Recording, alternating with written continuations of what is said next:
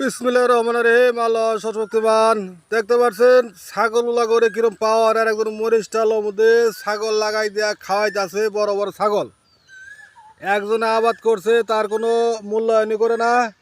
ছাগলগুলা করে বলতে গেলে কয় যে ছাগল আমার খেতে যাই নাই, কিছু খায় না। দেখেন মানুষ এই যে ভিডিও করে প্রমাণ করে দিচ্ছি।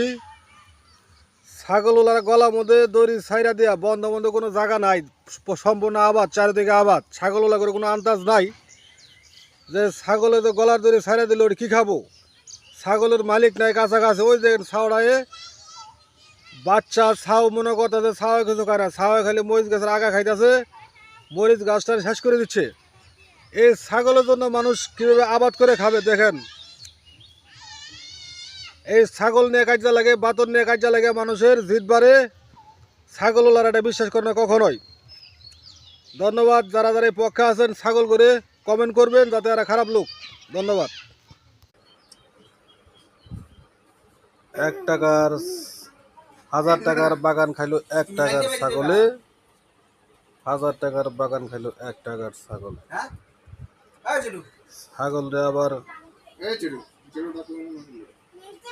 লেখা